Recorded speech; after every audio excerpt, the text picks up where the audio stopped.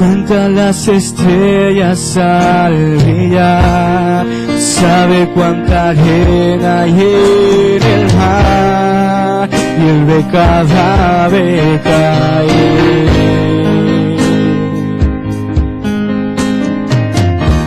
Él hizo las montañas, hizo el mar, y todo puede controlar.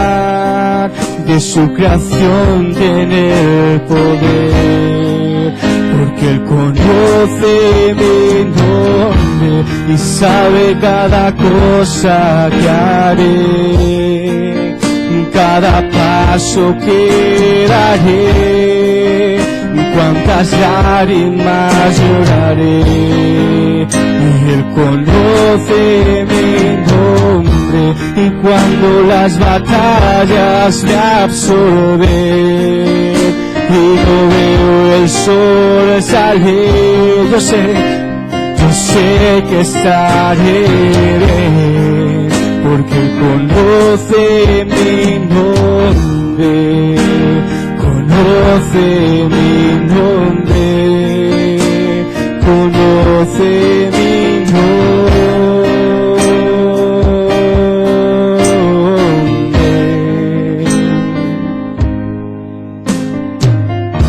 No sé lo que el mañana traerá, no sé lo que sucederá, y hay tantas cosas que no sé.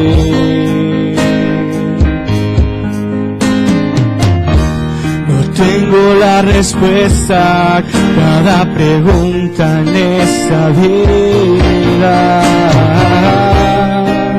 pero sé bien en quién he creído, y sabe cada cosa que haré, y cada paso que daré, cuántas lágrimas lloraré. Él conoce su nombre, Él conoce mi nombre, y cuando las batallas me absorben y no veo el sol salir, yo sé que estaré bien, yo sé que estaré bien, porque Él conoce mi nombre, conoce mi nombre, conoce mi nombre,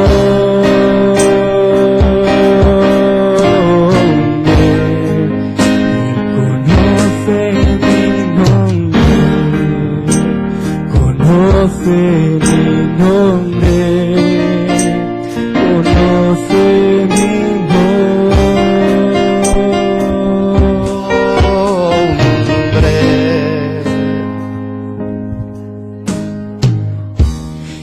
escribió mi nombre en el libro del Cordero,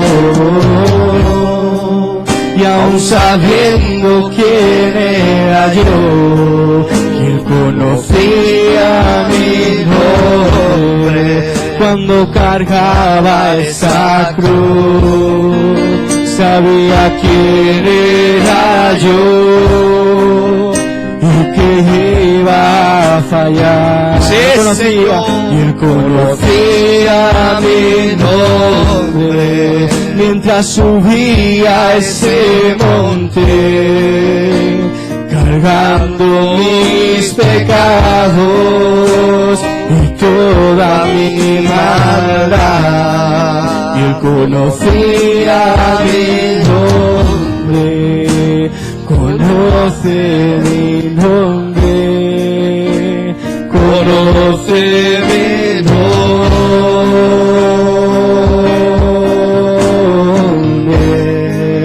Él conocía mi nombre, conoce mi nombre, conoce mi nombre.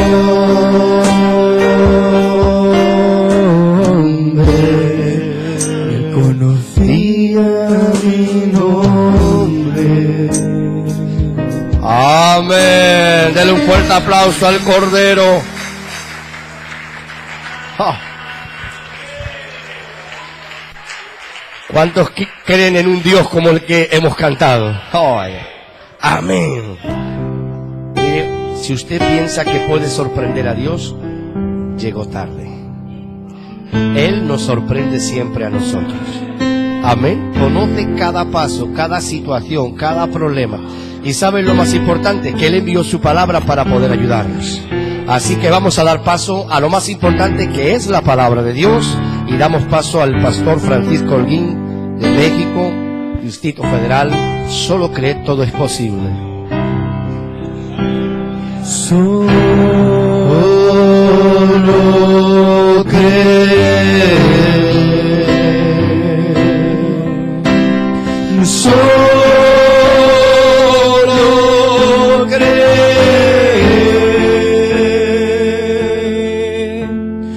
todo es posible.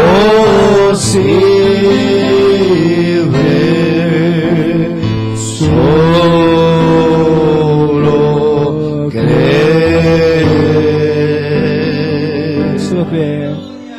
solo cree,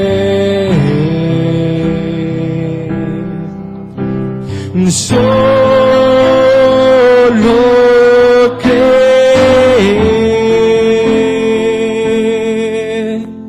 todo es posible.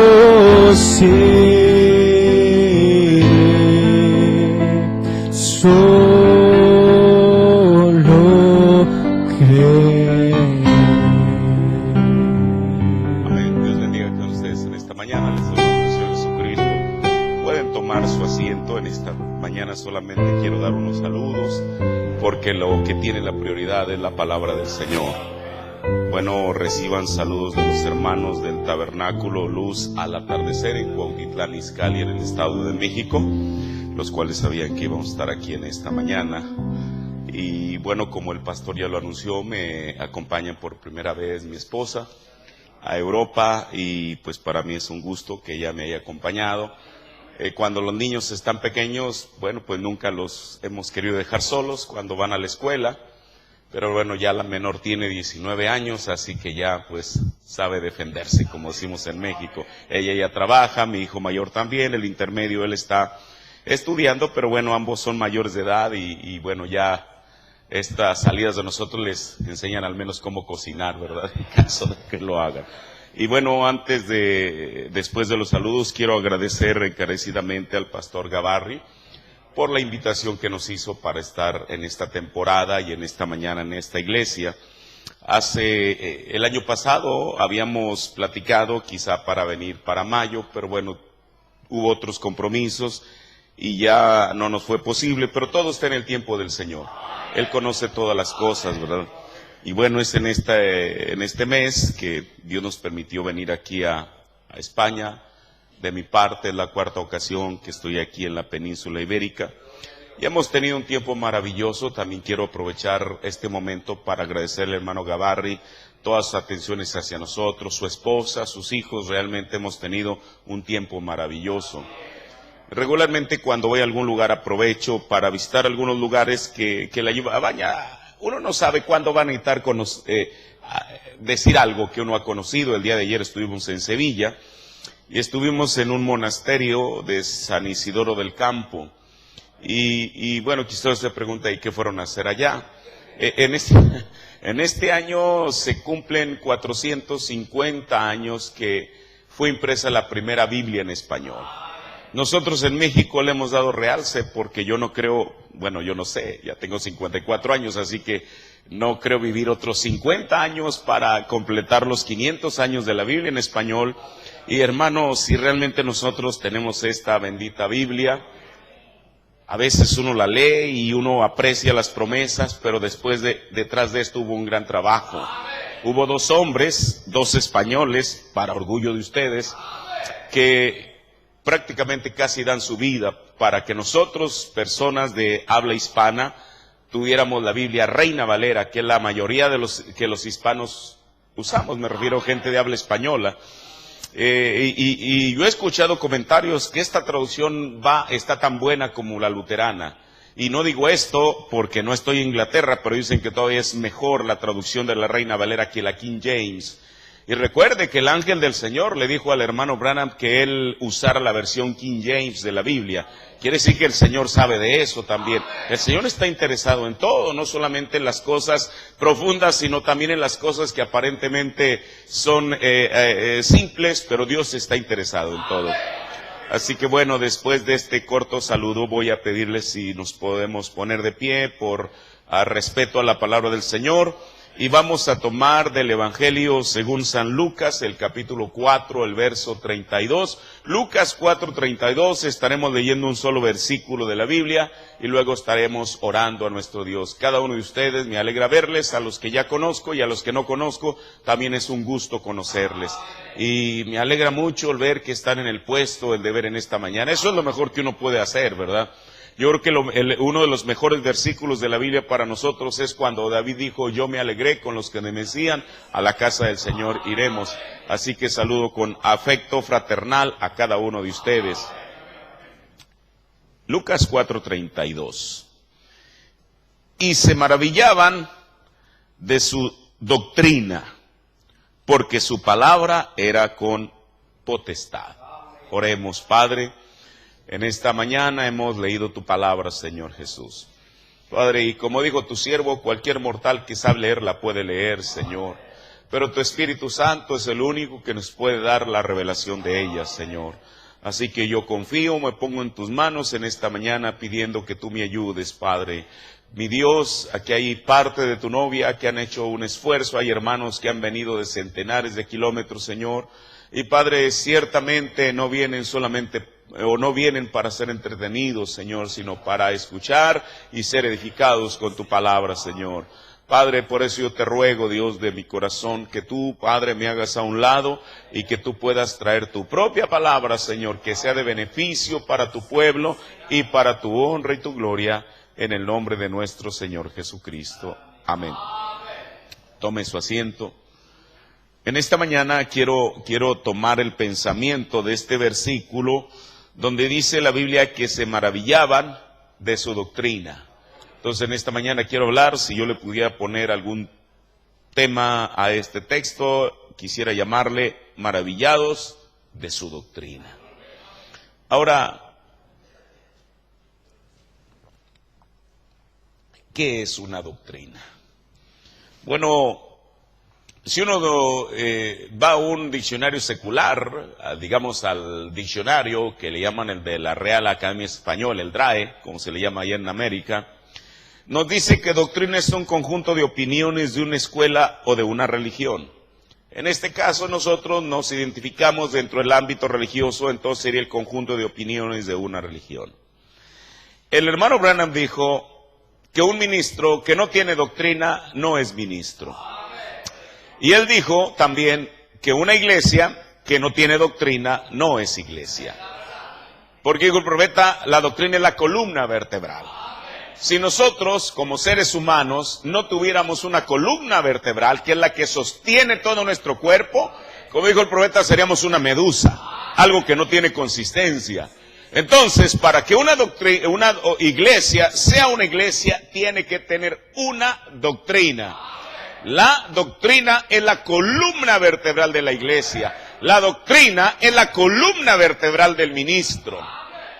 Ahora, pero en este caso se refiere a la enseñanza de Jesús. Mire, el ministerio de Jesús tuvo dos facetas fundamentales. Y Lucas, él nos dice acerca de ello en el libro de los Hechos, en el capítulo 1, el verso 1, él comienza diciendo, Hechos 1:1, en el primer,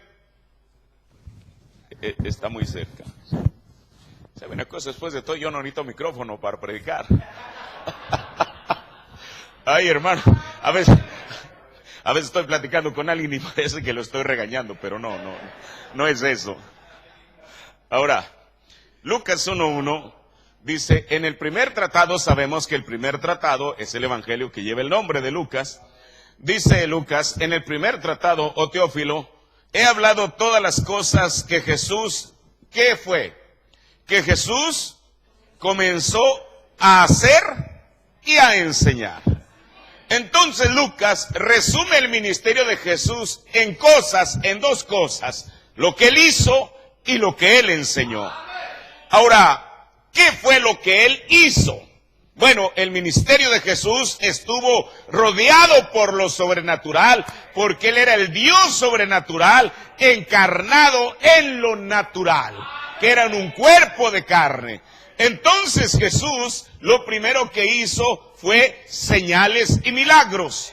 Eso, la Biblia está llena de eso. Ahora mire, aquí hay algo importante que el profeta nos dice. Él nos dice, y mire, cuando yo leo esto, a mí me sorprende cómo un hombre es capaz de dar un porcentaje tan exacto. El profeta de Dios dijo que un 86% del ministerio de Jesús fue sanidad divina. Ahora, ¿no le parece a usted un tanto asombroso? ¿Por qué no dijo un 70, un 50? Una cifra, digamos, de alguna manera más exacta, pero él dice un 86% del ministerio de Jesús fue sanidad divina. Ahora, ¿pero para qué Jesús dedicaría tanto de su ministerio para sanidad divina? Cuando el propósito de enviar Dios a su Hijo es para que todo aquel que en Él cree no se pierda, sino que tenga vida eterna. Pero entonces la pregunta es, ¿por qué envió tan porcentaje o un porcentaje tan alto de su ministerio? El profeta de Dios nos lo va a explicar.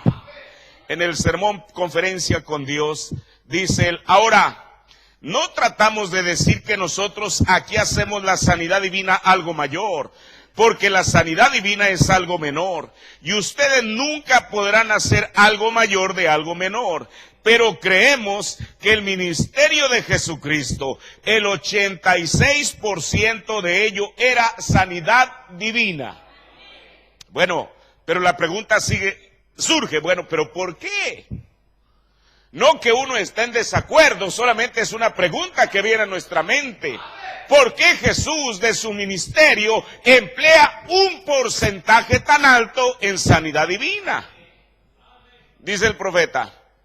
Y al traer la atención a la gente, aquí está, y al traer la atención de la gente por la sanidad divina, trajo el entendimiento de que Él era Dios.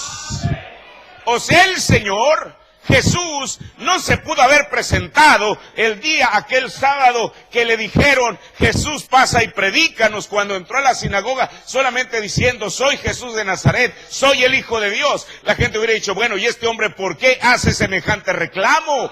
Por eso Jesús dijo, si ustedes no me pueden creer a mí, crean por las obras. Por eso el Señor tuvo que poner un énfasis tan alto de su ministerio para llamar la atención de la gente. Y ese ha sido el programa de Dios. La razón que nosotros creemos que Dios envió un profeta es porque la mayor parte de su ministerio estuvo relacionada también con sanidad divina. ¿Para qué? Para llamar la atención no solamente de los Estados Unidos, sino del mundo entero. Ahora, y en esta parte de su ministerio, recuerden, la sanidad divina es para atraer la atención de la gente, para traerles al entendimiento de que Él era Dios. Ahora, y en esta parte de su ministerio, en este 86%, mucha gente lo siguió. Y muchos fueron beneficiados de lo que Él hizo. Ahora mire, Jesús en su ministerio nunca hizo acepción de personas, porque incluso dice la Biblia en Mateo 4:24 que los sirios, ¿quiénes eran los sirios? Los enemigos antiguos y presentes de Israel. Dice la Biblia que venía gente de Siria y Jesús nunca fue escrupuloso y dijo, no, ustedes como no solamente no son parte del pueblo de Dios, sino que han sido enemigos del pueblo de Israel, ustedes a un lado, yo no tengo nada que ver con eso. Claro que no. el ministerio de Jesús los benefició incluso a ellos. Es más, le voy a decir una cosa. La Biblia dice que fue en Siria donde se extendió la fama de Jesús. Ahora, yo entiendo que hay una buena fama y hay una mala fama. El profeta habló de 3 cosas que hacen caer un ministro: popularidad, fama y mujeres. Pero en este caso era la buena fama. El profeta de Dios predica el mensaje, el principio o el comienzo de la fama de Jesús. ¿Dónde fue? En Siria. Hermano, parece algo irónico que un país que había sido enemigo del pueblo de Israel fue aquel que llevara a Jesús a la fama. Pero la Biblia dice que Dios no hace excepción de personas, sino que Él se agrada de aquel que obra justicia. Entonces fue aquí donde la gente, hermano, si en Jerusalén, si en Belén no publicitaban a Jesús, alguien lo tenía que hacer. Y era de quien menos uno esperaba. Uno esperaba que los espectaculares de Nazaret dijeran: vengan a ver al joven rabino, el profeta de Nazaret. Eso nunca fue. Si en Siria hubiera habido espectaculares, uno encontraría por cada día algún espectacular que dijera qué grandes y maravillosas obras Dios está haciendo en Judea. Ahora, incluso, voy a decir algo. El profeta de Dios dice, o la Biblia nos enseña, usted sabe, Él nos dijo que los judíos estaban acostumbrados a recibir sanidad divina por medio de un contacto personal. ¿Es verdad? Cuando a Jesús le dijeron, Jairo le dijo que fuera y ver a su hija que ya estaba muerta, Jesús dijo: yo iré y le tocaré. Jairo era un judío, pero recuerde, hay algo.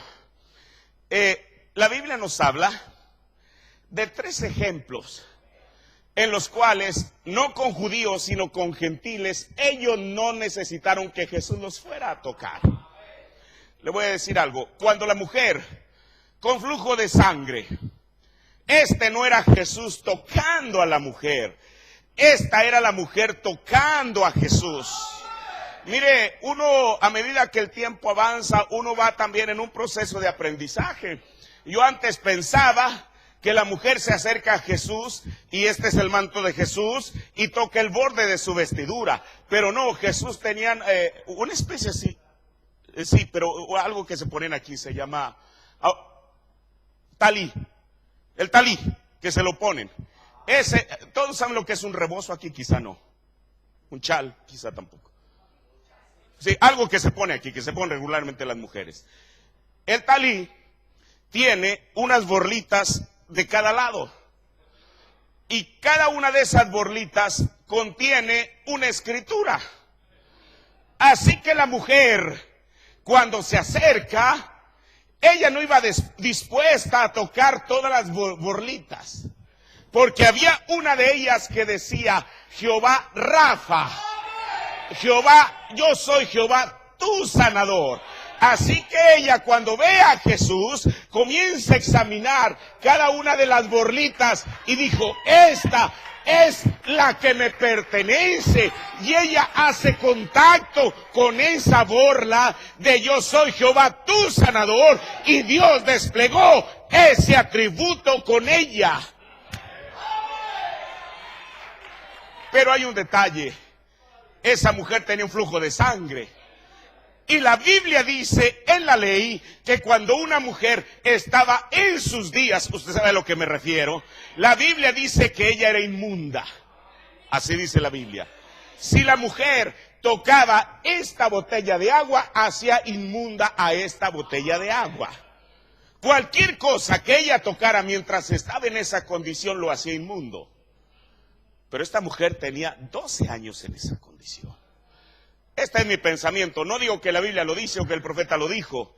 Quizás si ella tenía su propio plato y su propio vaso en el cual le servían comida, porque no podía hacer a inmunda toda la... usted sabe, ¿cómo se llama eso de los platos y vasos? Todos los utensilios, la vajilla.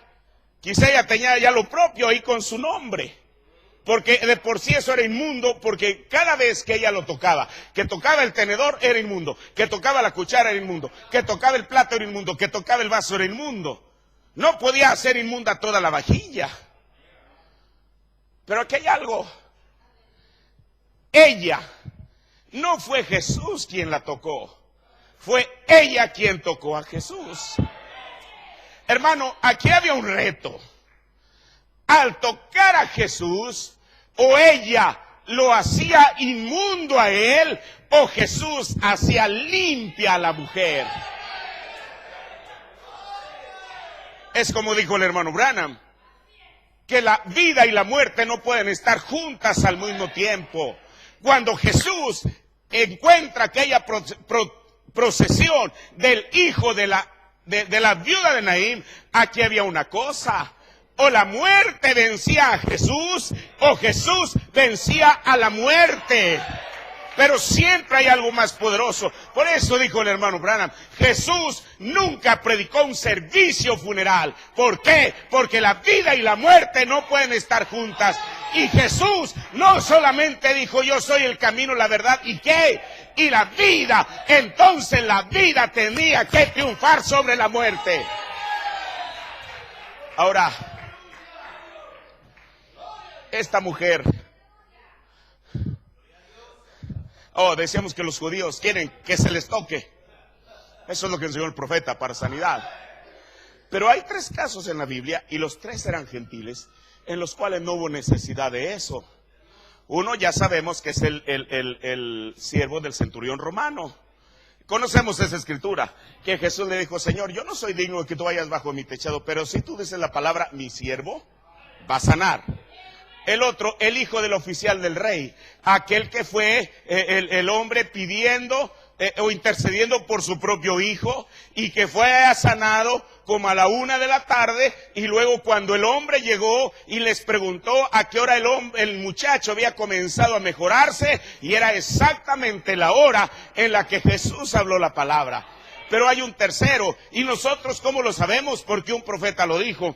Y este tercero también era una mujer. Aunque si uno examina el mensaje, el profeta dice que en esta mujer fue en la primera que Jesús habló el ministerio de la palabra hablada. ¿Cuál era? Una mujer griega siro-fenicia, por lo que estoy hablando de los sirios. Todos sabemos lo que ahí sucedió. Ahora, entonces, un 86% del ministerio de Jesús era la palabra hablada. Pero siendo que Jesús conocía todas las cosas, tuvo que trazar una línea para hacer una separación. Ahora mire, yo soy un creyente en sanidad divina o en los milagros, pero quiero decirle algo, con todo lo maravilloso que ellos son, eso es algo temporal. Es más, el hermano Branham incluso dijo que la sanidad divina dura hasta que la fe dura. Pero aun cuando una persona es sana por el Señor de una manera sobrenatural y milagrosa, si llega a vivir el tiempo suficiente, se va a enfermar de algo más. Eso es natural, es parte de la vida misma. Y otra cosa, que el milagro o la sanidad no salva a nadie. Eso lo entendemos. Y ahí es donde mucha gente se confunde al pensar que al recibir algo de parte de Dios, eso garantiza algo, pero permítame decirle que no es así. El profeta dice en el sermón que, señores, quisiéramos ver a Jesús, dice, la sanidad divina está basada no en los méritos de la salvación de usted, o en la afiliación de su iglesia, o en su posición, lo cual está muy bien, pero los méritos, la sanidad divina está basada sobre los méritos de su fe. Por eso, mire, Jesús estaba mirando, no en un beneficio temporal, aunque él, ya dijimos, empleó gran parte de su ministerio en la sanidad divina, pero Jesús estaba mirando más allá, estaba mirando a un beneficio eterno. Por eso, según lo que dijo Lucas, Jesús no solamente hizo, que son sanidades y milagros, sino que también enseñó. Las cosas que Jesús hizo y enseñó. Ahora, si estamos hablando que un 86% fue sanidad divina, entonces nos resta un 14%. Bueno, ¿y ese 14% en qué lo empleó Jesús? Ese 14% fue su enseñanza. Pero escuche, de ese 14%, ¿qué nos queda? Mire, espero que usted no se me confunda y no estoy tratando aquí de abrumarlo con porcentajes y cantidades, solamente quiero ser explícito. Un 86% del ministerio de Jesús fue sanidad divina. Nos resta un 14%. Bueno, ese 14%, ¿en qué lo empleó? Lo empleó en enseñar. Pero de este 14%, que pareciera poco, un 80% de eso Jesús lo empleó en hablar de su segunda venida. Estoy leyendo el mensaje Lluvia Temprana y Tardía, párrafo 21. El profeta dice: una cosa extraña, nuestro Señor, cuando Él estuvo aquí en la tierra, Él enseñó más de su segunda venida que lo que Él enseñó de su partida en ese entonces. Lean las Escrituras y dense cuenta cuánto Él habló de su segunda venida. Más que el 80% de lo que Él habló sobre su segunda venida, no lo que Él era en aquel entonces, su sacrificio y la partida, sino de la segunda venida. Él dio advertencias al pueblo. Él nunca temió darle advertencias. Veamos algunas de las cosas que Él hizo. Si Jesús habló tanto, 80% de su tiempo, sobre la segunda venida, entonces nos conviene escuchar para ver lo que Él dijo que sucedería. Ahora, pero nuestro tema en esta mañana es maravillados de su doctrina. ¿Qué era lo que hacía Jesús? ¿Qué tenía Él? Que su enseñanza era distinta a la de los demás, según nos dice la Biblia. Mire, el profeta de Dios, en el libro de Hebreos, cuando habla del ministerio de Juan el Bautista, él dice que Juan el Bautista era como un león rugiente predicando en las calles. Pero dijo el profeta de Dios, Jesús no era ese tipo de predicador. Él dice, y él cita la escritura, debe ser Isaías 62, lo dice: he aquí mi siervo, yo el elegido. Pero también dice que su voz no sería oída en las plazas, dice la Biblia. Entonces, si Jesús, ahora, si uno pone digamos a Jesús en un lado y a Juan en el otro como predicador, bueno, Juan tenía más potencia, era un hombre que, por eso la Biblia dice, era una voz del que clama. La palabra clamar es gritar. Pero usted no encuentra que una profecía se refiere a Jesús como aquel que clamaba, sino aquel que enseñaba. Bueno, pero ¿qué era lo que Jesús tenía que hacía que la gente o que las enseñanzas de Jesús fueran distintas? Y la Biblia dice que su palabra era con autoridad, con potestad. Mire, la Biblia hace una diferencia entre las enseñanzas de Jesucristo y las otras enseñanzas. En Marcos 1:22 dice lo mismo que está diciendo aquí en Lucas 4:32, y se admiraban de su doctrina. Pero luego Marcos agrega algo más, porque les enseñaba como quien tiene autoridad. Ahí es donde termina Lucas, digámoslo así. Pero Marcos agrega, y no como los escribas. Bueno, entonces, ¿qué es lo que hacía la diferencia entre la manera que Jesús enseñaba y los escribas? Bueno, para ver la diferencia tenemos que ir al ver lo que el profeta dice. En el sermón, la palabra hora de la simiente original, párrafo 368 al 370, dice el profeta: ellos decían, díganme, ¿de cuál escuela viene él? O sea, Jesús. ¿De qué escuela venía? Bueno, sabemos que él no fue a ninguna escuela. Bueno, en el sentido de aprender teología, porque sabemos que Jesús sabía escribir, sabía leer y escribir, ¿es verdad? Cuando fue al templo, se le entregó el rollo del profeta Isaías y Jesús leyó de él. En una ocasión, él escribió, ahora el profeta dijo, nosotros no sabemos qué escribió, porque en cuanto le escribió lo borró, pero él escribió ahí en el suelo. Pero mire, dice el profeta, ellos decían, díganme de cuál escuela viene él. ¿De dónde obtuvo esta sabiduría? ¿De dónde procede esta enseñanza?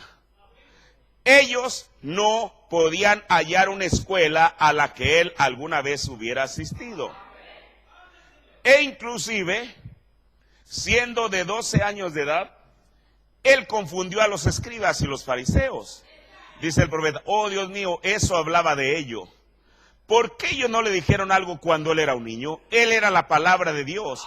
Ellos no pudieron hacerle frente. Y escuche, no es de extrañar que la gente estuviera asombrada de su doctrina. Lo han leído, Marcos 1:22, si desean anotarlo. La gente estaba asombrada de su doctrina. Bueno, eso es lo que dice la Biblia y estamos todos de acuerdo. Pero la pregunta es, ¿por qué? ¿En qué residía que la gente se asombrara de su doctrina? La gente estaba asombrada de su doctrina porque él hablaba como alguien que tenía autoridad. Él sabía de lo que estaba hablando. Hermano, eso hizo la diferencia con Jesús y cualquier otro predicador, que Jesús al enseñar sabía de lo que estaba hablando.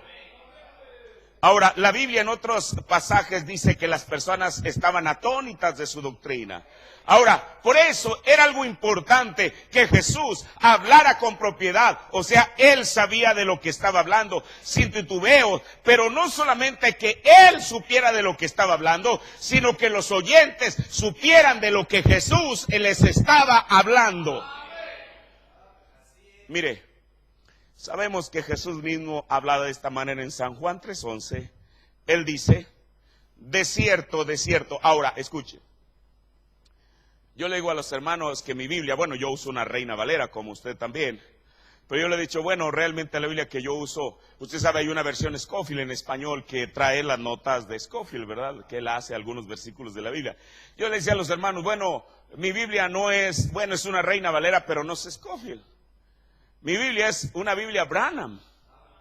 Y usted dice, no, hermano, esa versión no existe. Claro que sí, yo mismo la he hecho porque cada vez que el profeta da una interpretación de un versículo de la Biblia, yo lo anoto aquí porque para mí esa es la versión correcta y exacta. Ahora, digo esto porque cuando Jesús dice de cierto, esas dos palabras, el profeta interpreta eso como absolutamente. ¿Qué es el absoluto? Es el punto final. Entonces, cuando Jesús está diciendo de cierto te digo, en Juan 3:11, es como si él estuviera diciendo absolutamente, absolutamente te digo, si es el punto final. ¿Qué es lo que él nos va a decir? Lo que sabemos, hablamos, y lo que hemos visto, testificamos. O sea, Jesús lo que hablaba era aquello que con toda seguridad era lo que él sabía. Por eso les dijo, absolutamente les digo, aquello de lo cual sabemos es lo que hablamos.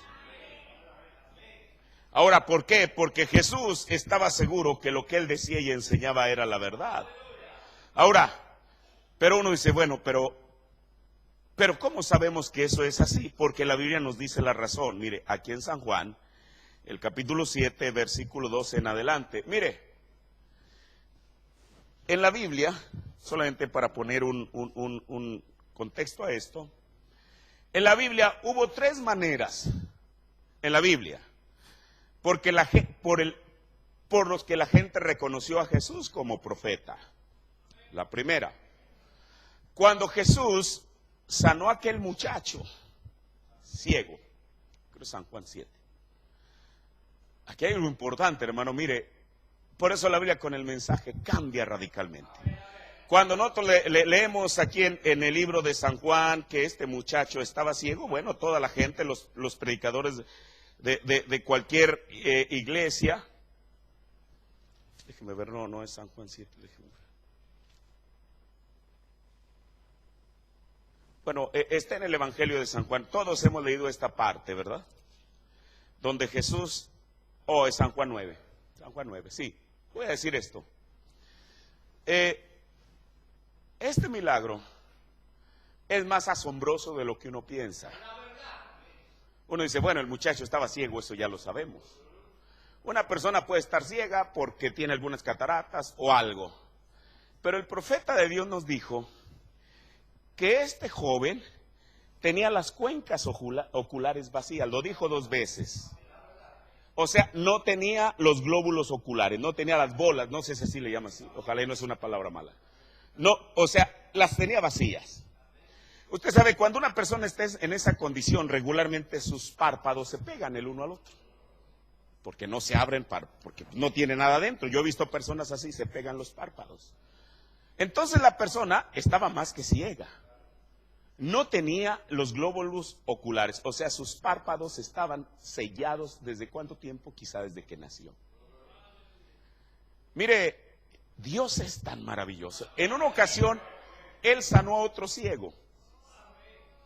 Y con esto no se va a escandalizar, con esto que le voy a decir. A veces, porque voy a citar la Biblia, a veces uno piensa que por el hecho de que Jesús tocara a alguien, ya estaba aquello consumado. No, la gente tenía que tener fe. El hermano Branham dice que Jesús muchas veces sanó a la gente, pero en otra ocasión les dijo, se ha hecho conforme a tu fe. ¿Es verdad? ¿Usted cree que aún Jesús, habiendo tocado a la persona, pero si la persona no tenía fe, qué iba a producir? O sea, él lo dijo, aquí hay algo, el profeta dice que cuando Jesús veía una visión, él sabía que era un asunto consumado. Pero cuando no, él le decía que se ha hecho conforme a tu fe. Ahora, ¿por qué? Mire, hablando del ciego, la Biblia dice que en una ocasión Jesús sanó a un ciego. Bueno, oró por él. Después de que oró, le dijo, ¿qué ves? Él le hubiera dicho, veo el sol, oh, qué maravillosas son las mariposas. ¿Sabe qué le dijo? Veo hombres que se ven como árboles. O sea, la visión de aquel hombre no estaba perfectamente clara. Y la Biblia dice que Jesús volvió a orar por él y entonces ya no vio hombres como árboles, ahora vio hombres lo que realmente eran. Pero este muchacho, hermano, teniendo las cuencas vacías, ¿qué iba a hacer Jesús? Él sabía que nuestro cuerpo está hecho de los 16 elementos de la tierra. ¿Qué fue lo que hizo? Escupe y toma. ¿Qué fue lo que tomó? De los 16 elementos. Ahora mire, la Biblia no dice eso, y perdón, yo no quiero especular. ¿Qué tal si Jesús, porque la Biblia no nos dice de qué tamaño fue lo que él tomó del lodo, pero qué tal si lo dio de una forma redonda? Usted sabe, el hermano Branham habla, él no lo dice, él lo dijo como Tele Osborne, aquel evangelista, dice que él estuvo presente allí. El profeta tenía en la fila de oración y estaban pasando los enfermos, y pasa una niña que no tenía glóbulos oculares. Y entonces dice el profeta, Dios le dijo a la audiencia, inclinen su rostro. Dice Tele Osborne que él estaba en la plataforma, dijo, y yo no cerré los ojos, porque yo estaba viendo algo tremendo ahí. ¿Qué iba a pasar? Dice que el profeta abraza a la niña y comienza a orar, amado Dios, dale a esta niña. Y entonces, antes de decir esto, dice que la retira y que le dice, cariño, ¿de qué color quieres tus ojos? Y la niña le dice, azules. La vuelve a abrazar, Señor, mire, esto está tremendo, hermano. Quizá cuando él comenzó a orar, aquello se comenzó a formar, pero las pupilas no tenían color, el iris no tenía color. Y entonces cuando él dice, niña, cariño, ¿de qué color quieres tus ojos?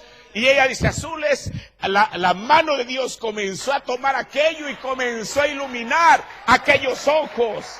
De tal manera que cuando él la retira y le da la vuelta hacia la audiencia, la niña tenía sus ojos azules. Yo me pregunto, si Jesús le hubiera preguntado a aquel hombre, ¿de qué color quieres tus ojos? Jesús se los hubiera dado. Ahora, Jesús escupe, hace lodo. La Biblia no dice de qué tamaño, ni estamos aquí para especular, pero pensemos que Jesús les comienza a dar una forma redonda. Y después que le da una forma redonda, le abre los párpados y pone uno en un ojo y pone el otro en el ojo. Y sabe una cosa, si había un abismo de lodo llamando, había un medio óptico para responder a aquel llamado. De tal manera que cuando él coloca eso en los ojos de aquel joven, un nervio sale de aquí y el otro de aquí y se conectan y el hombre comienza a ver perfectamente. Ahora él, si hubieran dicho el cielo es azul, pues él no sabe de qué color es el azul, porque nunca lo ha visto. Usted sabe lo que el profeta dijo de aquella niña que fue sanada, que le dijo, trae una corbata roja, y el profeta le dijo, esa es la corbata roja, y la niña no sabe qué color es el rojo. Pero cuando el padre gritó, hija, había algo que ella había oído desde pequeña y reconoció la voz. Y fue cuando él supo que la niña supo que aquel era su padre. Así como nosotros en una ocasión estábamos ciegos y no fue por lo que vimos, sino por lo que oímos, porque mis ovejas oyen mi voz. Dijo el profeta, ¿cuál es la voz del buen pastor? Es su palabra. Pero sabe una cosa, le preguntan a este joven, ¿qué piensas tú del que te dio la vista? ¿Y sabe qué dijo? Que es profeta. Por un milagro lo reconoció. Otro ejemplo, ese joven reconoció a Jesús como profeta por un milagro que había recibido de parte de Jesús. Pero hubo otra mujer que estaba completamente sana físicamente y que se encuentra con Jesús junto al pozo. Jesús no le discernió alguna enfermedad, Jesús le discernió su condición como mujer. Cuando aquella mujer escucha que lo que Jesús le está diciendo es exactamente la verdad. Mire, era mujer samaritana. Y la Biblia dice que los judíos y los samaritanos no se llevaban. El profeta de Dios dice que si esta es una ciudad samaritana, los judíos daban, hermano, hacía como un periférico para evitar pasar por aquí. Esta mujer estaba plenamente consciente que si había alguien que conocía de bien a bien su condición, podrían haber sido los vecinos.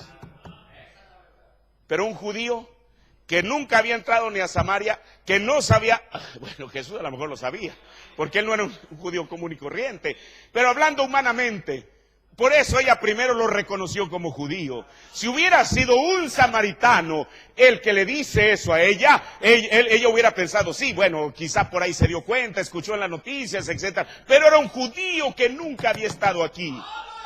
Por eso, cuando él le dice la verdad, aquella simiente en la mujer responde y dice, Señor, no me parece que eres un rabino, quizá ella conocía a varios de ellos, Señor, me parece que tú eres un profeta. Entonces, el joven ciego reconoció a Jesús como profeta por una sanidad. La mujer samaritana reconoció a Jesús como profeta por el discernimiento. Pero aquí entramos a San Juan, el capítulo 7. Si usted sigue, bueno, voy a leer algunos versículos, no lo voy a leer todo. Pero en San Juan 7, al final, la gente declaró que Jesús era profeta, no por una sanidad como el joven ciego, no por un discernimiento como la mujer samaritana, sino por su enseñanza. Hermano, nosotros en esta mañana no fuimos testigos de las sanidades del profeta de Dios ni del discernimiento, aunque lo creemos, ahí está en la cinta. Pero ¿por qué creemos que él es un profeta de Dios? Por su enseñanza, que al final de cuentas ese fue el legado para nosotros. Mucha gente en su tiempo recibió aquel beneficio y muchos de ellos nunca siguieron la continuidad del mensaje.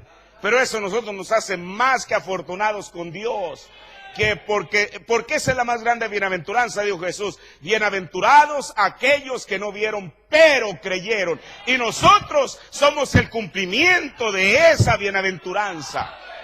Ahora, vayamos a San Juan 7, verso 12.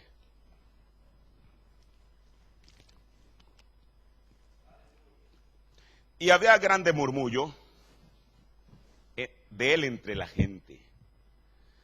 Porque unos decían, bueno es, y otros decían, no, antes engaña a las gentes.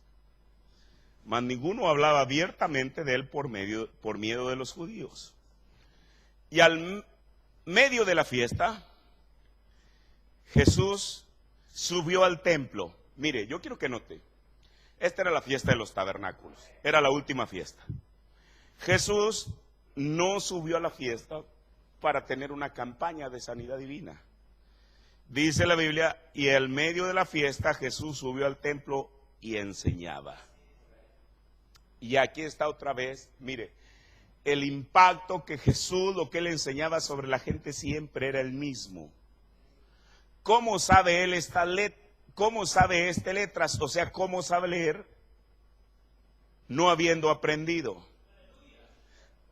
Hermano, el impacto de cualquier predicación no es por lo que uno grite o no grite, es por el contenido. Ya vimos que Jesús no era Juan gritando. Pero mire, aquí está. Respondióle Jesús y dijo, mi doctrina, o sea, mi enseñanza no es mía. Oiga, hermano, qué humildad de Jesús. Cualquier otro predicador lo dice, oh hermanos, miren, qué cosa, tratando de impresionar al público, pero no, Jesús se hizo tan pequeño que dijo, miren, aquello que los está impresionando, aquello que los está, como dice la Biblia, maravillando, esto no es mío, sino de aquel que me envió. Entonces, no era en sí, porque él mismo lo está diciendo, la doctrina, la enseñanza de Jesús, era la enseñanza de Dios a través de Jesús. Es lo mismo que podemos decir hoy en día acerca del profeta de Dios. En estos días comentaba con el pastor Gavarri, a mí algo que me asombra, cómo un hombre con 7º grado de educación podía ver la escritura y trazar la escritura en la manera que él lo hizo. Podemos aplicar exactamente esto mismo, porque la doctrina no era la doctrina de William Branham, la doctrina era la doctrina de Dios a través de su siervo.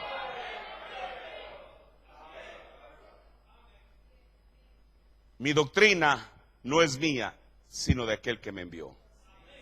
El que quisiere hacer su voluntad y conocerá de la doctrina si viene de Dios, o si yo hablo de mí mismo. El que habla de sí mismo su propia gloria busca, mas el que busca la gloria del que le envió, este es verdadero y no hay en él injusticia. Ahora, entonces, lo que hacía a Jesús que hablara con autoridad y seguridad y que hiciera que los oyentes se maravillaban de lo que él decía, es que lo que él hablaba no era de sí mismo, sino que era Dios hablando. Hermano, por eso la Biblia bien lo dice, que Jesús hablaba distinto a como hablaban los fariseos, porque ellos hablaban de su conocimiento, pero Jesús hablaba del conocimiento de Dios. Por eso, hermano, mire, hoy en día yo he comparado teologías, porque uno tiene que saber de todas maneras. Yo estoy cierto de lo que he creído.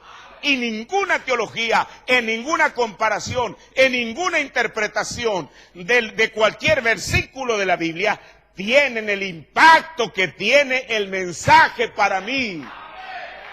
Porque yo he reconocido que este mensaje viene de Dios. Entonces, como le decía, no era el hombre, las grabadoras estaban captando una voz humana, pero la esencia era la voz de Dios en estos últimos días.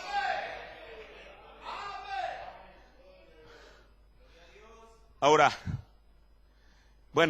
eso es maravilloso, creer que Jesús lo que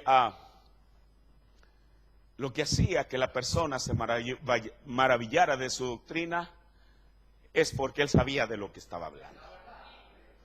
Pero entonces uno podría decir, bueno, que eso es Jesús era el Hijo de Dios, nosotros solamente somos humanos, así que nosotros no tenemos parte en este programa. Claro que tenemos.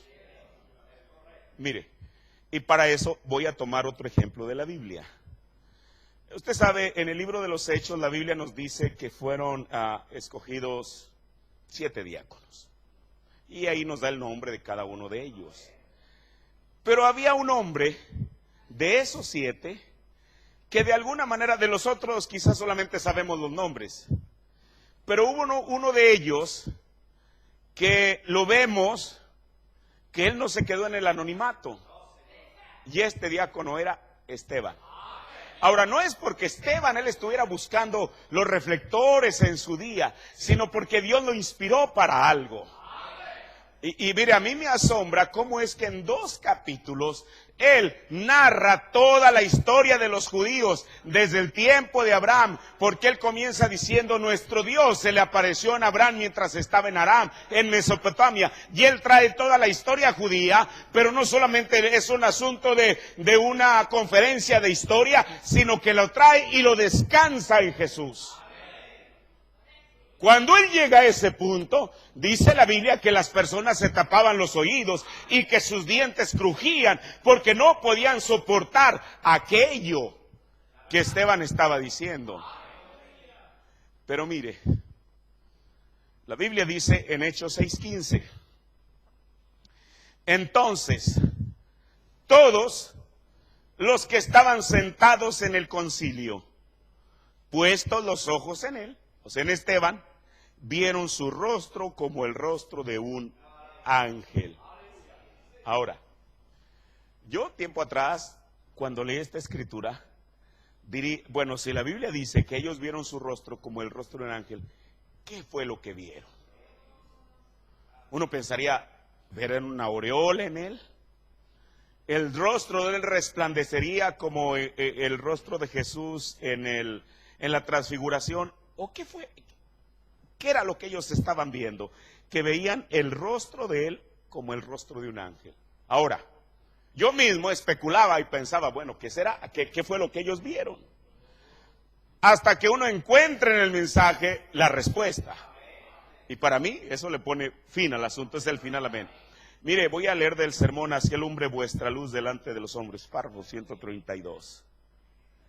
La Biblia dice, estoy leyendo lo que el profeta dice, él dice, la Biblia dice que cuando él entró allí, su rostro se veía como un ángel. Bueno, eso es citando la Biblia, el profeta de Dios le está citando. Pero mire lo que él nos dice, eso no quiere decir que él tenía una luz resplandeciente en su rostro. Bueno, entonces eso ya nos hace a un lado de que yo al menos pensaba que sería una aureola, que era lo que Esteban tenía para que la gente viera su rostro como un ángel. El profeta ya nos descarta que no tenía alguna luz sobre de él. Eso no quiere decir que él tenía una luz resplandeciente en su rostro. Un ángel sería un mensajero. Un ángel sería un mensajero que sabía de lo que estaba hablando. Esteban entró allí sin temor de la muerte. Él no le tenía temor a nada, porque él sabía de lo que estaba hablando. Hermano, qué cosa tan maravillosa.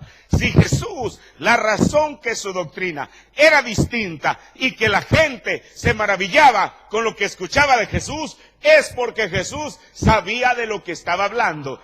Esta gente, porque usted sabe, ellos estaban predispuestos no a recibir, sino a rechazar lo que Esteban estaba hablando, porque él estaba hablando de Cristo. Pero entonces Dios de alguna manera tuvo que vindicar que aquello que Esteban estaba diciendo, independientemente si ellos lo creyeran o no, Dios tuvo que vindicar que era la verdad. Y entonces la Biblia dice que la gente, los que estaban sentados ahí rodeando a Esteban, vieron su rostro como el rostro de un ángel. Y el profeta aquí nos lo interpreta, que la razón que vieron eso es porque Esteban sabía de lo que estaba hablando. Ahora, mire, voy a tomar otro ejemplo en la Biblia. En el libro de los Hechos, entre Hechos 18 y 19, encontramos a un hombre, y este hombre se llamaba Apolos. La Biblia no registra en el libro de los Hechos de que Apolos haya hecho o haya efectuado alguna sanidad. Cuando la Biblia lo menciona, en Hechos 18:24, lo dice de esta manera.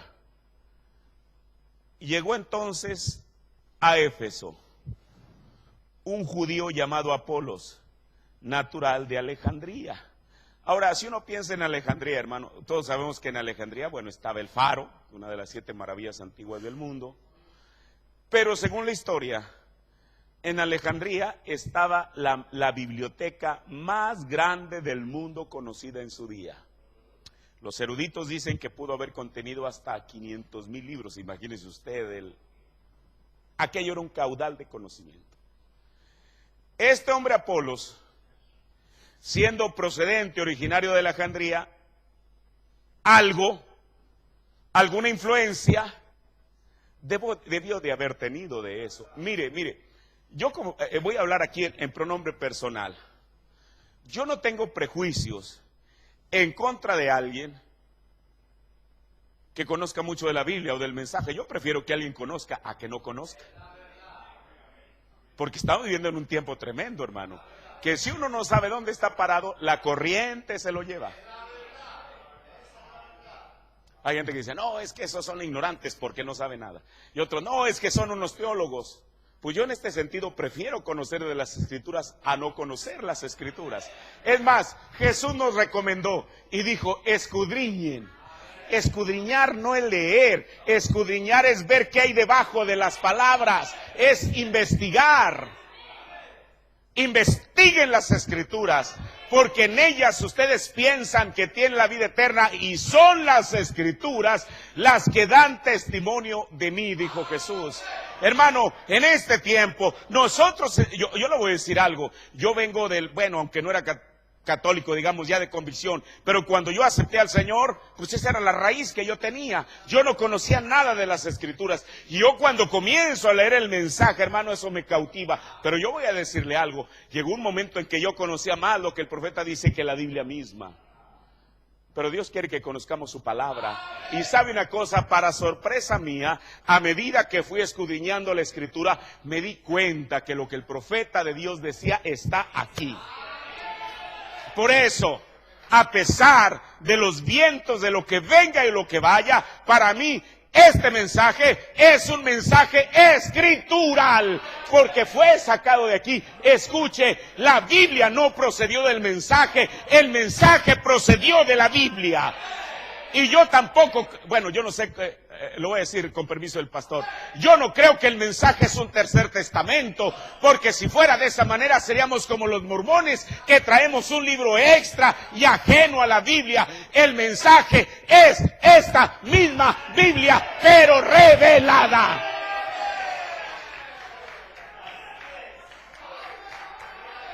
Ahora, imagínense este antecedente, Apolos. Un hombre que había nacido en Alejandría, la capital, podríamos decirlo así, la capital del conocimiento secular de su tiempo. Un hombre habiendo crecido en esa ciudad, yo no creo que haya sido un ignorante. Yo no sé cuántas vueltas, en la Biblia no dice, pero solamente pensando, yo no sé cuántas visitas él hizo a aquella maravillosa biblioteca. ¿Y sabe una cosa? Para los que aman a Dios, todo obra para bien. No importa lo que uno antes haya leído, eso tuvo algún propósito bueno para nosotros. Hay gente que dice, no, yo no voy a leer esto, no me voy a contaminar. Hermano, usted lea lo que quiere, el elegido no va a ser engañado. No voy a leer tal filosofía. ¿Eso qué tiene que ver? Nosotros ya sabemos dónde está la verdad, hermano. Nuestro vientre espiritual ya fue sellado con la palabra de Dios revelada. Ahora,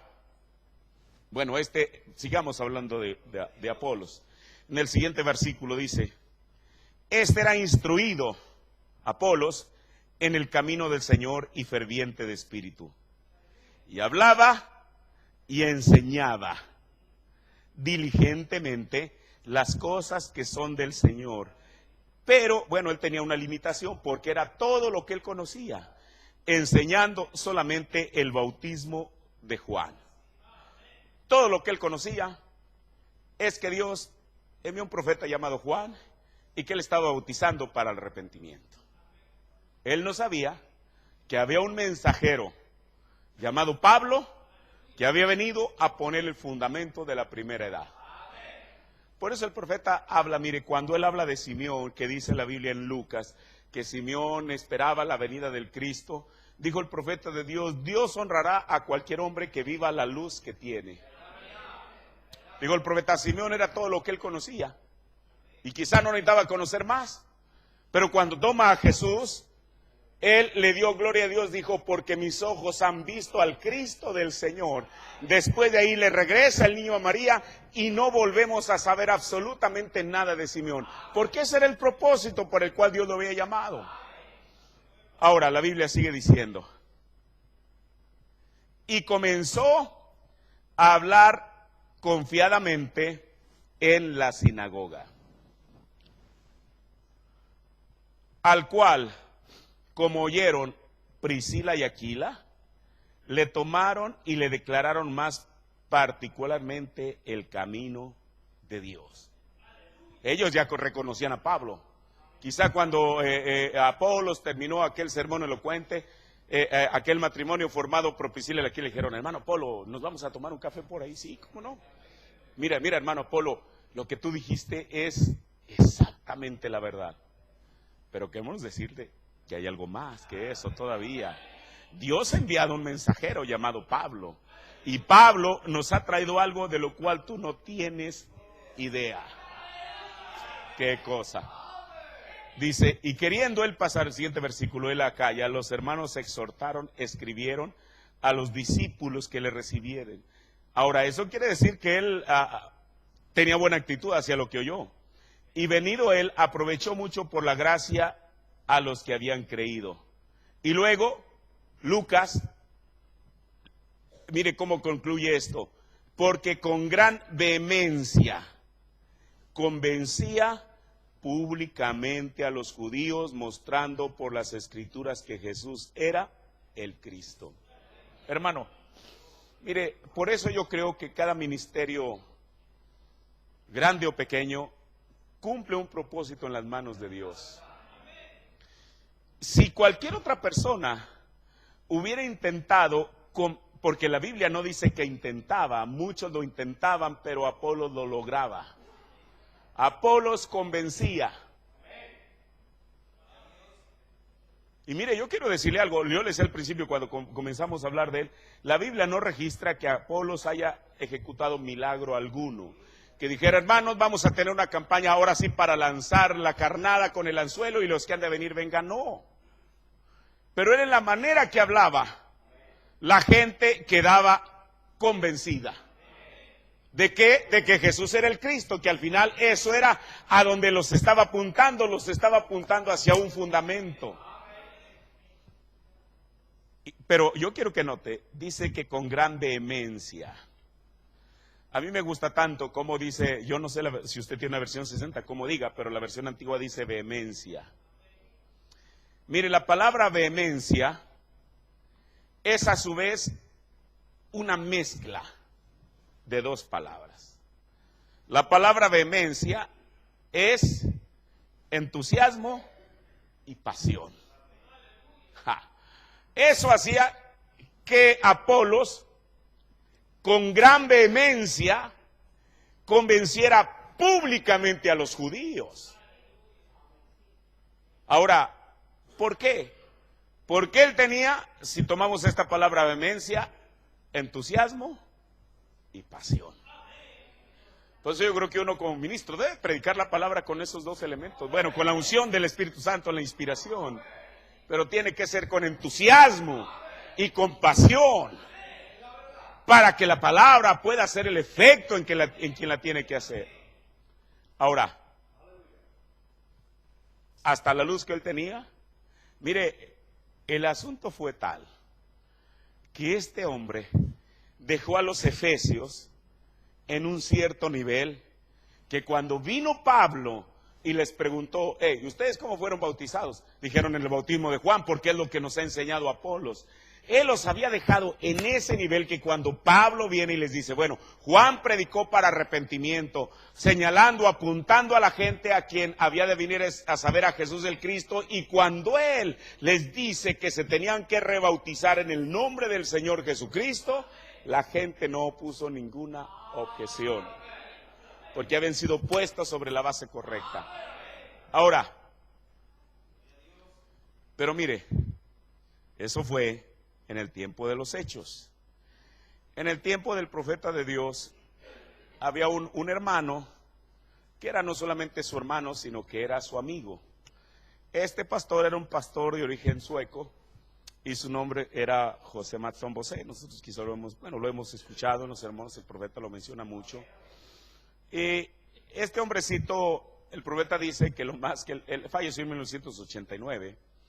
Él dice que lo más que pudo hacer con Matson Bosé era convencerlo de que el bautismo correcto era en el nombre del Señor Jesucristo.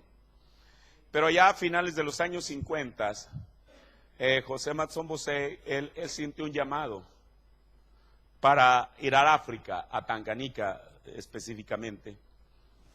Y uno dijera, ahora imagínense, uno sabe del éxito rotundo que hubo en el ministerio del profeta en 1951, porque la gente vio que ese Dios que William Branham predicaba, no solamente lo predicaba, sino que lo demostraba. Por eso el eslogan de él era Jesucristo, el mismo ayer y por los siglos, pero él no solamente lo ponía como un letrero hermoso en su campaña, sino que él vino a demostrarnos que Jesús es el mismo. Como dijo el profeta, él vino a predicarnos a un Jesús vivo, a una generación moribunda. Él vino y lo mostró de esta manera. Ahora, pero imagínense a un hombre como Matson Bosé, que hasta el conocimiento que yo tengo, no era un hombre que poseía un don de sanidad divina, un don sobrenatural para que la gente lo pudiera ver y pudiera ver el poder de Dios manifestado, sino era un hombre que solo predicaba. Y uno dice, bueno, ¿cómo un hombre así? Uno podría pensar, bueno, un hombre que vaya solamente con eso está determinado al fracaso en África, porque ellos quieren ver algo sobrenatural. Pero hermano, la Biblia habla de la multiforme gracia y sabiduría de Dios. Dios sabe cómo usar a cada persona para su propósito. Mire lo que el profeta dice aquí de Matson Bosé, en Poniéndonos al lado de Jesús, párrafo 93. Dice, pero solo observen lo que ese hombre hizo allá en sus misiones, solo un hombre, porque él pudo comunicarse con Chicago y llevarse a Burton y todo el resto de ellos y enviarlos ahí de esa manera y comenzar a hacer la obra hasta que ahora están aumentando a decenas de millares de un pequeño avivamiento, no un hombre con dones, solo un hombre que tuvo suficiente valor para ir allá y comenzar. Ahora, hasta la luz que tenía este hermano Bosé, pues eso fue lo que le transmitió el pueblo. Y el profeta aquí en 1962, él habla ya de decenas de millares que habían venido bajo el ministerio de este hombre. Ahora mire, ya termino. En este tiempo, Dios también habló en este tiempo de una manera muy especial, a través de un mensaje que tiene poder y autoridad. Ahora, y este hombre del cual el profeta nos habla, que era Bosé, él hizo eso por el Señor.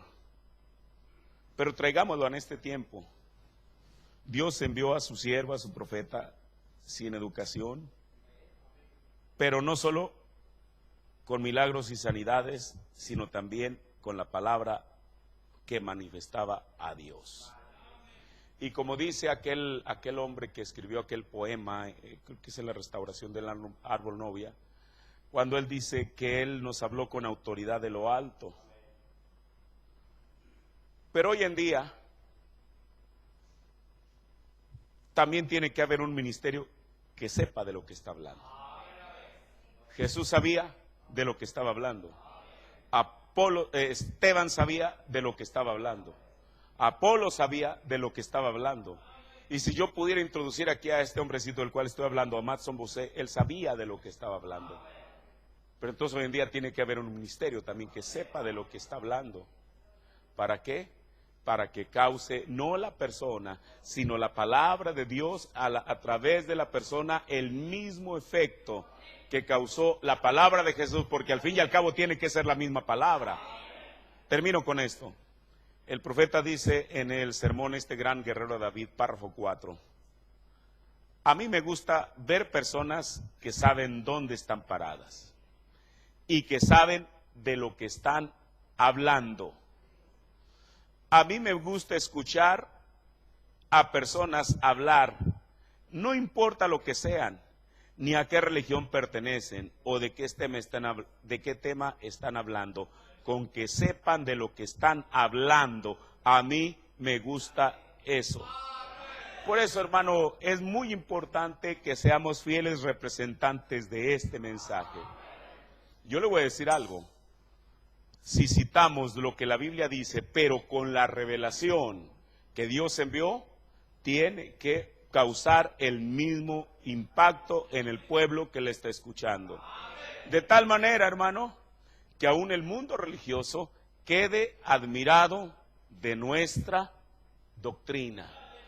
Porque como lo dijo Jesús, después de todo, no es nuestra doctrina, es de aquel que nos envió a nosotros hoy en día. El mismo que envió a Jesucristo, el mismo que envió a Esteban, el mismo que envió a Apolos, el mismo que envió a William Branham. Por eso, ahora sí termino, el profeta dijo que en cada edad Dios usa a un profeta, a un mensajero, y de su ministerio salen hombres fielmente, y esto lo subrayo, fielmente instruidos. Y sabe otra cosa que él dijo, ustedes son mis colegas, hablándole al ministerio, dijo, y ustedes son los mensajeros de mi mensaje. Así que hoy en día, Dios tiene que encontrar también un ministerio fiel, que sepa de lo que está hablando. Y entonces este mensaje tendrá que producir lo que debe producir, una novia para Jesucristo. Y el mundo, aún aunque no lo crea, ellos sabrán que este mensaje tiene algo distinto. Y aunque por lo que sea no lo acepten, quedarán maravillados ante esta doctrina, porque no es la doctrina de William Branham, sino de aquel que lo envió. Puestos de pie.